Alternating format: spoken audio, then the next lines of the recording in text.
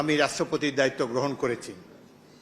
পদত্যাগপত্রটি আমি গ্রহণ করেছি। গণপ্রজাতন্ত্রী বাংলাদেশের সংবিধানের 50 অনুচ্ছেদের দফা 3 অনুযায়ী আমি আপনাদের সাথে আরজে নীরব আহমেদ, রান্স নিউজের পক্ষ থেকে বিকেলের সংবাদ বুলেটিনে।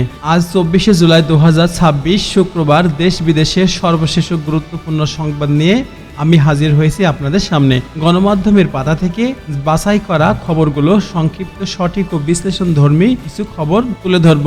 প্রধান সংবাদ শিরোনাম: রাষ্ট্রপতি মোহাম্মদ শাহাবুদ্দিন পদত্যাগ করেছেন।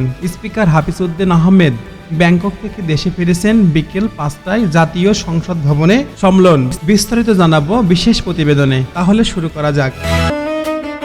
আলহামদুলিল্লাহ, রাষ্ট্রপতি শাহাবুদ্দিনের পদত্যাগের পর নতুন রাষ্ট্রপতি নির্বাচিত না হওয়া পর্যন্ত জাতীয় সংসদের স্পিকার মেজর অবসরপ্রাপ্ত হাফিজউদ্দিন আহমেদ বীর বিক্রম অস্থায়ী রাষ্ট্রপতির দায়িত্ব পালন করবেন। আমি রাষ্ট্রপতির দায়িত্ব গ্রহণ করেছি। পদত্যাগপত্রটি আমি গ্রহণ করেছি।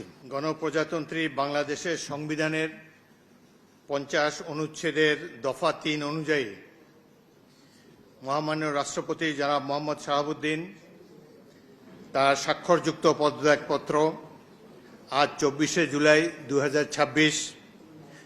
জয় বাংলা, জয় বঙ্গবন্ধু। আপনাদের সকলকে অশেষ ধন্যবাদ। আল্লাহ হাফেজ। বাংলাদেশ জিন্দাবাদ। আল্লাহ তাআলা তাকে দেশ ও জাতির কল্যাণে সঠিক সিদ্ধান্ত নেওয়ার তৌফিক দান করুন। বর্তমানে রাষ্ট্রপতির মাসিক বেতন 1,20,000 টাকা ছিল। সে হিসেবে মোহাম্মদ শাহাবুদ্দিন প্রতি মাসে 90,000 টাকা অবসর ভাতা পাবেন। দ্য প্রেসিডেন্ট অ্যাক্ট 1975 মে 2016 পর্যন্ত সংশোধিত রাষ্ট্রপতির অবসর ভাতা ছাড়াও বেশ কিছু সুযোগ সুবিধার কথা উল্লেখ করা রয়েছে। আইন অনুযায়ী সাবেক রাষ্ট্রপতি একজন ব্যক্তিগত সহকারী ও একজন অ্যাটেন্ডেন্ট সহকারী পাবেন। দাপ্তরিক ব্যয়ও পাবেন, যার মোট বাৎসরিক পরিমাণ ব্যয় নির্ধারণ করবে। সরকার অনুষ্ঠানে যোগদানের জন্য বিনামূল্যে সরকারি যানবাহন ব্যবহার করবেন। আবাসস্থলে একটি টেলিফোন যোগাযোগ পাবেন। সরকার নির্ধারিত সীমা পর্যন্ত বিল পরিশোধ অব্যাহতি পাবেন।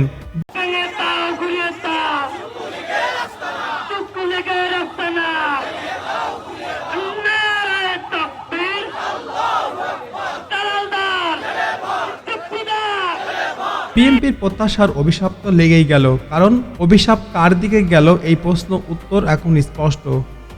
রাষ্ট্রপতি মোহাম্মদ শাহাবুদ্দিন পদত্যাগ করেছেন আজ শুক্রবার বিকেল। গণমাধ্যমে তা নিশ্চিত করেছেন। এটা তো সর্বজনীন বিদিত।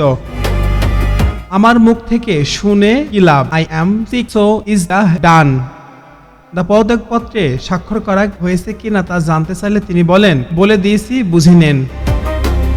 এটিকে রাষ্ট্রপতি পদত্যাগপত্র গ্রহণের বিষয়টি জানতে বিকাল 5টায় জাতীয় সংসদ ভবনের সম্মেলন ডাকা হয়েছে। সংসদ সচিবালয়ের একজন জ্যেষ্ঠ কর্মকর্তা এই তথ্য নিশ্চিত করেছেন। চিকিৎসার জন্য 19শে জুলাই ব্যাংককে যান স্পিকার হাফিজউদ্দিন আহমেদ।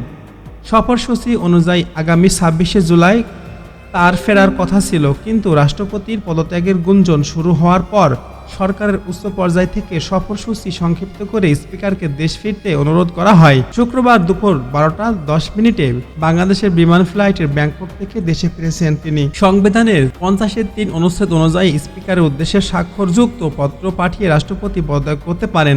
রাষ্ট্রপতির পদ শূন্য হলে 54 অনুচ্ছেদ অনুযায়ী নতুন রাষ্ট্রপতি নির্বাচিত না হওয়া পর্যন্ত স্পিকার রাষ্ট্রপতির দায়িত্ব পালন করবেন।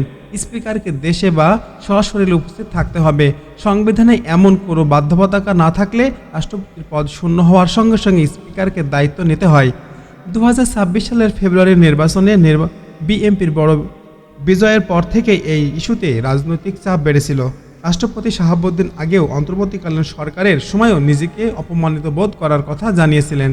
এখন দেখার বিষয় নতুন রাষ্ট্রপতি নির্বাচনের প্রক্রিয়া কিভাবে এগায়। ভারপ্রাপ্ত রাষ্ট্রপতি হিসেবে চমকে হয়তো এই বীর মুক্তিযোদ্ধাকে দেখা যেতে পারে। তার এই নিরপেক্ষ অবস্থানের কারণে কে চান রাষ্ট্রপতি হিসেবে, নাকি চান ডক্টর মোহাম্মদ ইউনূস? ডক্টর মোহাম্মদ ইউনূস যদি রাষ্ট্রপতি হয় তাহলে আপনি কমেন্ট বক্সে জানাতে পারেন। ইনশাআল্লাহ আপনাদের মতামতের উপর নির্ভর করছে দেশে কে রাষ্ট্রপতি হবে।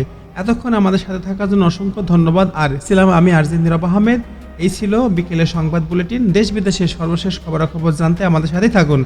আপনাদের মতামত, অভিযোগ ও সংবাদটি পাঠাতে পারেন আমাদের ইমেইলে। আগামী সংবাদ আবারও দেখা হবে, ততক্ষণ পর্যন্ত ভালো থাকবেন, সুস্থ থাকবেন। Take care in your health. Good bye, আল্লাহ হাফেজ।